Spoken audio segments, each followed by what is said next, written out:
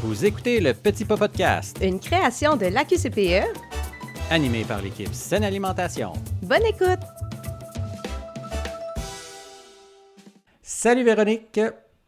Allô Philippe, joyeux Halloween! Joyeux Halloween aussi à toi. Félicitations pour ton beau chandail orange. L'année passée, on s'était déguisé. Là, cette année, on s'est mis aux couleurs de l'Halloween, orange et noir. Toujours dans le Un concept. petit concept. Toujours dans le concept. Et c'est pour ça Exact. que cette année, on a choisi une thématique terrorisante, qui peut être même anxiogène pour certains RA, la gestion des accommodements alimentaires, qui inclut à la fois les allergies, les intolérances et les accommodements basés sur la religion. Dans certains cas, cette gestion-là peut devenir une charge mentale et une charge de travail très intense, voire même comme trop intense. Oui. Et ça peut facilement devenir un monstre dans la cuisine. C'est un lien. C'est un autre lien avec Oui. l'Halloween, c'est cool, hein? Exact. Donc, cet impact-là peut être quand même assez intense sur notre vie professionnelle, mais aussi ça peut découler en plus dans notre vie personnelle, puis ça, c'est ce qu'on veut éviter. Donc, aujourd'hui, ce qu'on va faire pendant l'épisode, Véronique, c'est qu'on va amener quelques actions et réflexions pour aider à la gestion du temps des accommodements alimentaires. On va y aller en premier temps en équipe. Qu'est-ce qu'on peut faire en équipe? Qu'est-ce qu'on peut discuter en équipe? Puis en deuxième temps, en cuisine. Qu'est-ce qu'on peut aller creuser en cuisine? Oui. Numéro 1, les réflexions à avoir en équipe, principalement avec ses gestionnaires, mais on peut aussi agrandir ça à un certain moment là, dans notre réflexion avec les éducatrices. Qu'est-ce qu'on peut Oui. faire avec, justement, en équipe? Première étape, on se fait un portrait de la situation, là. Donc, on regarde le nombre d'accommodements alimentaires qu'on a à gérer. Généralement, plus ce nombre-là est élevé, plus ça augmente la charge de travail. Et là, on parle ici du nombre d'aliments, d'allergènes à traiter, pas nécessairement du nombre d'enfants, parce qu'on pourrait avoir 10 enfants allergiques aux produits laitiers. C'est pas du tout le même scénario qu'avoir 10 enfants avec des restrictions toutes différentes, Ouais. les unes des autres. Donc, on prend ce portrait-là et ensuite, on se pose la question, est-ce que tous ces accommodements-là qu'on fait présentement sont justifiés et nécessaires? Justifiés. Ou on est en... Ouais, OK. ouais, et là, je te donne des réflexions plus concrètes, Vas-y. là, mais est-ce qu'on est en train d'accommoder alors que ce n'est plus nécessaire ou pas nécessaire? Donc, première petite piste à explorer, est-ce qu'on adapte le menu, en fait, pour quelles raisons, sous quelles conditions on est en train d'adapter le menu dans le milieu? Ouais. Donc, bien sûr, on va adapter pour les allergies, les intolérances. Est-ce que, par exemple, on demande systématiquement les papiers de médecin? On l'espère. On l'espère. Bien sûr, on va accommoder pour la religion, mais est-ce qu'on accommode aussi pour des valeurs personnelles, d'autres valeurs culturelles également? Et pour être capable de faire le tri dans tout ça, c'est assez complexe, là. Il faut vraiment être en mesure de bien comprendre le rôle, responsabilité du CPE à l'égard de la gestion des accommodements alimentaires. Et là, ça, c'est rempli de nuances. Oui. Là, on n'aura pas le temps de faire le tour de la question aujourd'hui. Pas en 15 minutes, mais non. Pas en 15 minutes, mais dans Papille, Oui. le chapitre 3 est dédié à ça. On a beaucoup d'informations. Ici, on a besoin de creuser la question. Si on voit que c'est un enjeu Oui. dans le milieu, il y a une information qui existe là, sur notre plateforme que tu as développée avec le service juridique notamment. Donc, on a l'information à cet endroit-là. Tout à fait. Une formation qui roule depuis plusieurs années. Là, donc, c'est un sujet avec lequel on est très à l'aise de traiter. Il ne faut pas avoir peur de nous écrire là, si jamais on a des questions par rapport à ça. Donc, on Exact. adapte un questionnement. Est-ce que nos adaptations de menus sont justifiées? Première réflexion. Puis après, ta deuxième, c'est quoi? C'est à quelle fréquence on fait des suivis avec les parents pour les allergies, les intolérances, parce qu'il faut savoir qu'une grande majorité des allergies alimentaires disparaissent avant l'âge de 7 ans et même une bonne partie avant l'âge de 5 ans, notamment pour les œufs, le lait, le blé. Et est-ce que, donc, on est en train d'accommoder un tout petit qui a perdu son allergie en cours d'année, puis on l'accommode tout le long de l'année, dans le fond? C'est ça. Donc, On n'a pas eu le contact avec le parent ou le parent n'a pas pensé avertir le CPE que, finalement, il en mange à la maison. Exactement, parce que ce qu'on voit souvent, c'est un renouvellement annuel, hein. On va redemander les papiers de médecin une fois par année. Mais est-ce qu'entre-temps, on fait aussi des suivis? Et là, ça amène à l'autre point, là. Est-ce que la ARA discute avec les parents? Est-ce qu'il y a une communication ARA-parent? Il y a beaucoup d'éléments qui peuvent ressortir de ces discussions-là. Bien sûr, ça évite les intermédiaires, là, que ça ne parte pas du parent à l'éducatrice, à la gestionnaire, puis après, ça revient en cuisine. Là, les responsables de l'alimentation, ce sont les mieux placés pour parler de l'offre alimentaire, parler des produits à offrir ou non aux enfants. Donc, avoir cette collaboration-là, cette communication-là, plus souvent qu'une fois par année aussi, parce que ça se peut qu'en cours de route, le tout petit tolère certaines choses. Ouais. Donc, est-ce qu'au bout de 3-4 mois, un parent pourrait arriver et dire « Ah, ben je lui donne des craquelins avec des traces de soya. Il est allergique au soya, mais les craquelins avec traces, là, ça va. Des traces de soya, ça simplifie beaucoup la vie en cuisine. » Fait que t'aurais-tu une fréquence, à quel moment, après combien de mois on fait un suivi avec les parents? On a eu des discussions avec des responsables de l'alimentation dernièrement à cet effet-là. Puis, il y a des responsables de l'alimentation qui font des suivis aux 3 mois. OK. Donc, qui se mettent des rappels même pour penser à faire le suivi avec les parents pour voir s'il y a eu une évolution, s'il y a des choses qui ont changé, évolué. Et ce qui est vraiment intéressant, c'est que dans ces cas-là, de CPE qui ont des processus rigoureux, donc Plus des établi, suivis. ouais. Oui, exact. Que les attentes aussi avec les parents, c'est clair, c'est clairement défini. Au début, on fait des suivis réguliers. Ces CPE-là ont généralement moins de cas d'accommodement alimentaire à traiter. Que ceux qui en font pas. Oui, exactement. Ouais. Donc, ça peut être des pistes quand même intéressantes à aller investiguer en équipe. Ouais, fait que ça fait ressortir justement ce que tu disais tantôt, où l'allergie disparaît en cours d'année. Fait que si je fais pas de suivi, comme tu le disais, ben ça fait peut-être 6 mois, j'accommode pour rien dans le fond, là. Puis je me casse la tête à trouver des craquelins, à trouver des choses qui n'ont plus d'allergie, qui n'ont pas de traces ou qui n'ont pas d'allergène, alors que je pourrais l'offrir.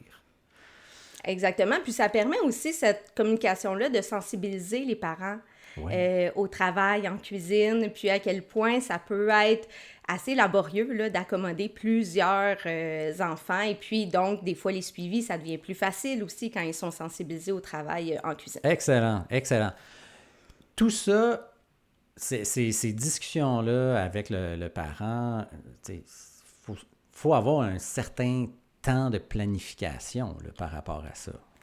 Et ça, c'est l'autre élément à discuter avec les gestionnaires parce qu'on s'en va aussi regarder les stratégies en cuisine, mais ça prend du temps de planification pour être en mesure d'être organisé, de s'assurer que le tout-petit a des repas nutritifs, que ça soit pas un casse-tête à gérer jour après jour, hein? Donc alléger un peu la charge mentale. Si on veut arriver à faire ça au quotidien, ça prend du temps de planification en amont. Exact.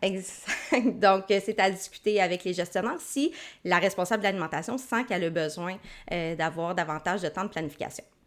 C'est ça. C'est complexe. Puis le temps, ça permet de se libérer l'esprit un petit peu si on est capable de faire ça à tête reposée à l'avance. Sur un menu, ça nous permet de s'enligner. Puis on rentre justement dans les stratégies qu'une ARA peut faire. Si elle a du temps de planification, comment elle peut, par rapport à sa gestion des accommodements, comment elle peut réduire sa charge de travail? Donc, première stratégie, on pose un regard sur toutes les recettes qui nous demandent. Toutes. On sort notre menu, là, puis on les identifie. Toutes les recettes où on a besoin d'adapter, de faire des ajustements. Et pour chacune de ces recettes-là, on se pose la question, est-ce que cette recette-là, elle mérite d'être sur le menu? Il y a certaines recettes qui ont beaucoup d'allergènes, d'aliments à traiter dans une seule et même recette. Et donc, on se met à faire plein d'adaptations pour les différents allergènes qu'on a à traiter. Et donc, pour certaines années, si on reçoit des cas plus différents qu'à l'habitude, ça se peut que cette année-là, on se dise « Ah, la recette, la mettre de côté, on la jette pas aux poubelles, on fait juste la mettre à côté, puis elle reviendra une prochaine année, là, quand les cas d'allergie... Quand le petit Philippe, avec ses 8000 allergies, il sera parti, là, puis il va nous... Lui, là? Oui, c'est ça, lui. Là, on va ramener la recette qui était plus compliquée à faire, c'est ça. Exact. Et puis là, pour les autres recettes où on a quelques allergènes à traiter, on peut se demander, est-ce que l'allergène, il est nécessaire? Pensons notamment au fromage, là. Ça fait un lien avec notre épisode de la semaine passée sur le camouflage alimentaire, on gratine les plats pour pas que ça goûte. Est-ce que l'allergène est nécessaire dans la recette ou encore est-ce que c'est facilement modifiable pour que ça convienne au plus d'enfants possible? Donc, prenons les exemples qui reviennent souvent, mais le lait de vache, est-ce qu'on est capable de changer pour de la boisson de soya, même boisson d'avoine potentiellement si on a aussi des allergies au soya, pour se simplifier un peu la vie, même chose pour les pâtisseries. Maintenant, on a beaucoup de recettes de pâtisserie là, sans lait, sans œufs, même les œufs se remplacent assez facilement. Donc, est-ce qu'on est capable d'aller jouer dans nos recettes pour s'alléger la tâche puis que les recettes conviennent au maximum d'enfants possible dans le milieu? En convenant au maximum possible, je fais moins d'adaptation, j'ai plus de temps par la suite pour faire autre chose. Exact. Une autre réflexion qu'on a avec les milieux, souvent, c'est le retrait des allergènes. Donc, j'ai une allergie aux œufs. Est-ce que je peux retirer les œufs complètement de mon menu? Il n'y a pas de recommandation claire à cet effet-là. La réflexion à avoir, c'est l'impact sur la qualité du menu. Donc, prenons l'exemple du porc. On a beaucoup de milieux maintenant qui ont beaucoup d'accommodements à faire basés sur la religion, qui ont pris la décision de retirer le porc du menu. Quand on regarde Gazelle et Potiron responsable qui nous dit de mettre davantage de protéines végétales, de réduire la viande rouge, ça va en cohérence avec ça.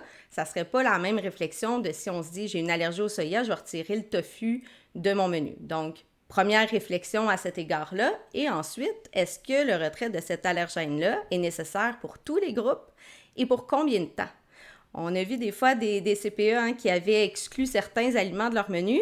L'enfant est parti avec l'allergie et l'aliment n'est pas revenu dans le menu. Donc, vraiment avoir toujours cette réflexion-là annuellement. Est-ce que je dois réintégrer certaines choses? Oui, ça, c'est une bonne réflexion à avoir quand on change nos menus. Tu sais, quand le cycle se termine puis on rentre dans le nouveau menu, d'avoir un petit peu de temps au préalable pour voir est-ce qu'on le garde de la même façon. Est-ce qu'on le garde? Est-ce qu'on le modifie? Etc. Des fois, on a toujours fait ça.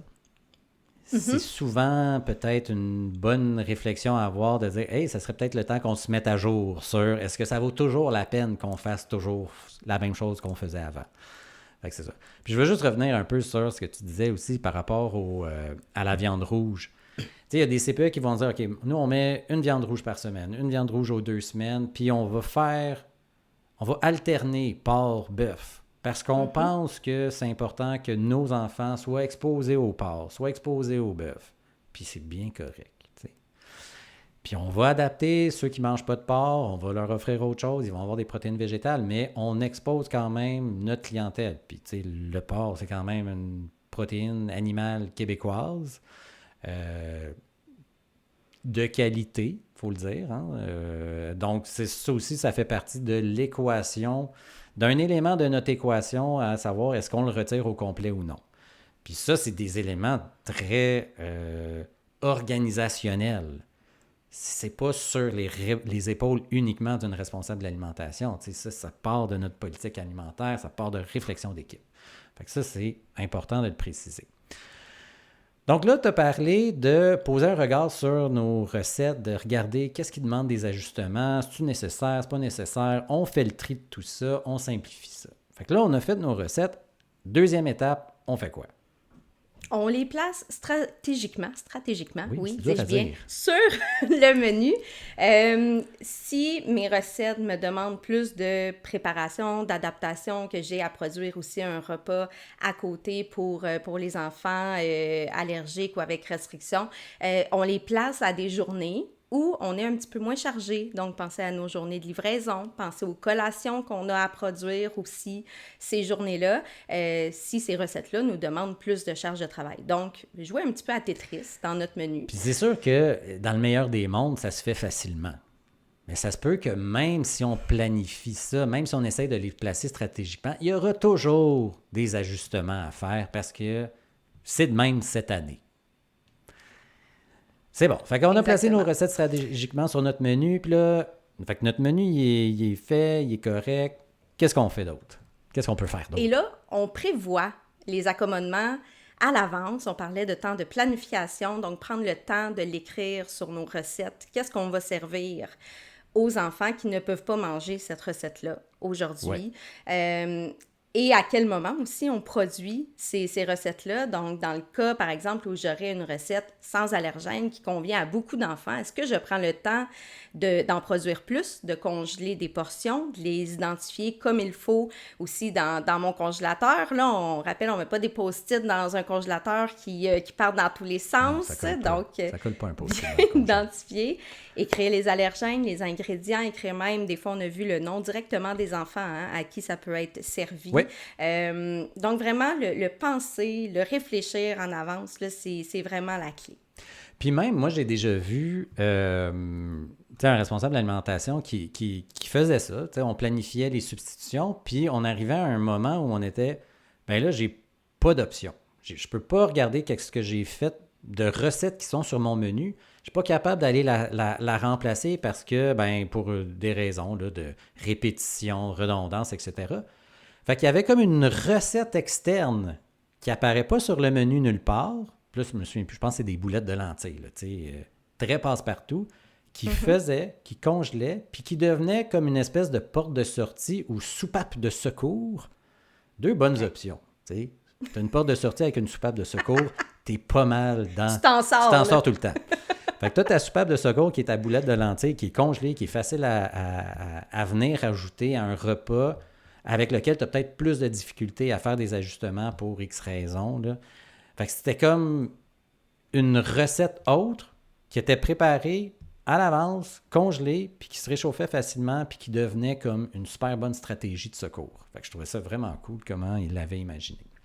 Oui, parce qu'il a pris le temps justement de l'analyser puis de se dire qu'est-ce que je sers à côté, tout ça. Je vais prendre le temps de produire cette recette-là. Donc, c'est vraiment la planification, c'est vraiment la clé, là. Si on sent qu'on manque de planification ou qu'on sent qu'on est surchargé, donc oui, aller regarder le nombre d'accommodements, est-ce qu'on peut faire un ménage dans ses recettes, mais après, ça en prend un petit peu de temps de planification pour être en mesure de gérer tout ça. Puis il faut amener ça en haut, hein. Il faut avoir cette Oui. discussion-là. Si on trouve qu'on a que c'est lourd à faire, que c'est une charge mentale élevée, il faut avoir des discussions avec nos gestionnaires. Avec les gestionnaires pour dire, regarde, comment on peut venir simplifier ça, puis faire les ajustements dont on a mentionné, bien, ça prend du temps. Fait que est-ce qu'on peut avoir un peu de temps de planification? Puis des fois, il y a des gestionnaires, on l'a vu là, dernièrement, ils s'assoient carrément, puis ils regardent chacune des recettes avec leur RA. C'est pas tous les gestionnaires qui ont le temps de faire ça, mais il y en a qui prennent le temps, puis qui dépendamment de leur situation, puis qui vont planifier ça à l'avance avec eux, puis ça vient régler des problèmes. Fait qu'en conclusion, Véronique, le message à retenir, ça serait... Ça serait ça. OK, oui. Ça serait, on en parle. On en parle. Un peu voler le punch, Philippe. J'ai suivi donc notre on en plan parle. de discussion en oubliant que c'était ta partie, mais c'est pas grave. C'était le punch. C'est pas grave. Ben, c'est ça le message à retenir. Bon. On en parle OK. et c'est ensemble qu'on trouve les solutions. La gestion des allergies, des accommodements, ça ne repose pas que sur les épaules des responsables de l'alimentation. C'est un travail d'équipe et donc il faut le traiter en équipe. Puis il y a tellement d'éléments qui peuvent être une cause de complexité qu'il faut revoir ça puis explorer ça en équipe, de façon ponctuelle. Oui. Bonne Halloween, Véronique. Bonne Halloween, toi aussi. À bientôt. Merci encore. Bye bye.